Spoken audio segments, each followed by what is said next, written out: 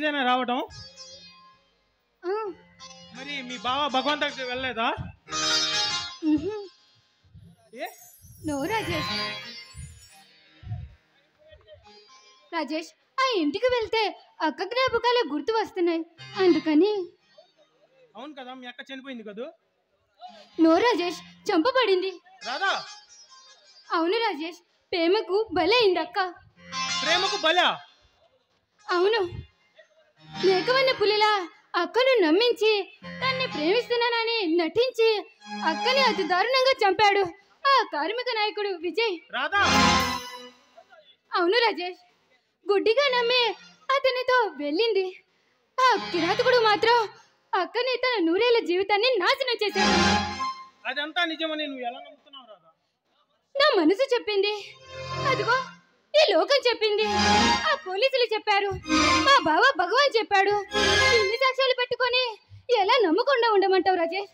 చూడు రాదా, మన కళ్ళే మనల్ని ఒక్కోసారి మోసం చేస్తాయి. No Rajesh, no. చూడు, ఆ జ్ఞాపకాలు గుర్తుకొస్తుంటే నా మనసంతా ఎందుకో అల్లకల్లోలంగా మారిపోతుంది. రాజేష్, ఇంకా వేరేదేదైనా మాట్లాడుకుందాం. ఆ టాపిక్ వదిలేయ్. సరేనా? అబ్బబ్బా, ఇప్పుడే కదా ఒక సిగరెట్ తగిలేసావు, మళ్ళీ మొదలు పెట్టావా? రాజేష్, ఇది తాగితే ఆరోగ్యం పాడవుతుంది. తీ రాజేష్. ఇది ఒక్క మాత్రం కదా. రాజేష్, దీనివల్ల ఆరోగ్యానికి అనారోగ్యం. పోతే పోనీ రాదా, ఏదో ప్రాణం. నేను బతికేదే నీ కోసం. నేను చనిపోయినా నా ఆత్మ నీ చుట్టూ తిరుగుతూ ఉంటుంది. రాజేష్, అవును రాదా? చూడు రాజేష్, అంత మాటలు మాట్లాడకు.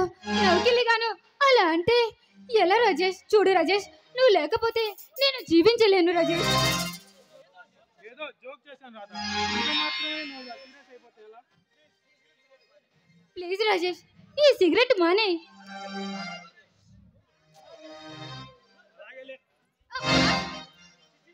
చిచి, ఇది ఒకప్పుడు కోతులు తాగేవి తెలుసా? ఇది ఒకప్పుడు దొరలు తాగుతారు తెలుసా? ఇప్పుడు కోతులు కూడా తాగుతున్నాయి. కన్యాశుల్కంలో ఒక డైలాగ్ ఉంది తెలుసా? ఏంటదో? ఒక తాగని వాడు వచ్చే జన్మలో దున్నపోతాయి పుడతాడు. అబ్బబ్బో, ఇన్ని రోగాలు ఉంటాయని తెలియదేమో అప్పుడు. అదేం కాదు, ఇలాంటి అల్లరి అమ్మాయి ఆ రోజు లేదు కాబట్టి.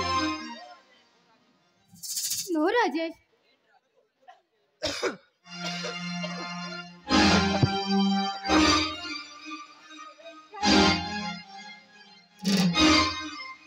ఏం లేదు, కొద్దిగా వేసవి కదా. రాజేష్,